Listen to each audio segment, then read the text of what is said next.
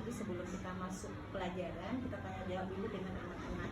Jadi anak-anak lebih memahami tujuan pembelajaran kita dengan tanya jawab, kembali kepada pelajaran minggu yang lalu misal seperti itu. Jadi menggunakan modul ajar, bagaimana Prof?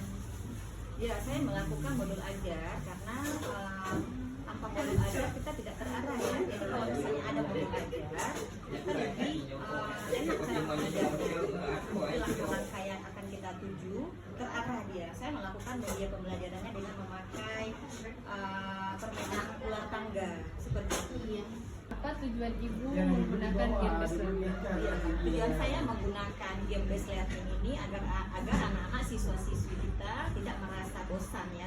Jadi anak-anak lebih aktif dan memahami tujuan pembelajaran pada saat ini.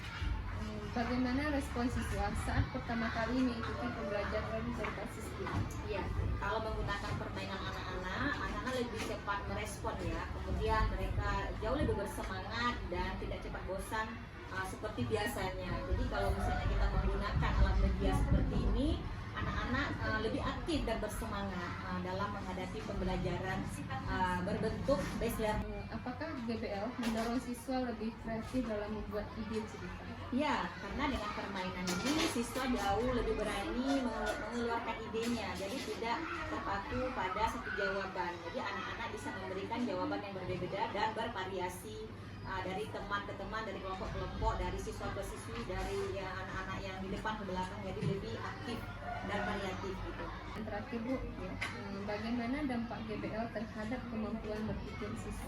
Ya, setelah menggunakan game based learning ini, siswa jauh lebih aktif dan lebih mudah memahami pelajaran karena mereka juga lebih mengemukakan pendapat mereka sendiri. Jadi anak-anak lebih berani dengan jawabannya sendiri seperti itu. Kalian senang belajar sambil bermain? Kami senang. Kami tidak mengantuk. Apakah belajar dengan permainan lebih menyenangkan? Belajar menjadi seru dan tidak mengantuk. Belajar dengan permainan lebih menyenangkan. Saya senang belajar seperti ini sambil bermain. Saya lebih suka kalau ada permainan. Apakah belajar dengan permainan lebih menyenangkan? Belajar menjadi seru dan tidak membosankan. Belajar dengan permainan membuat kamu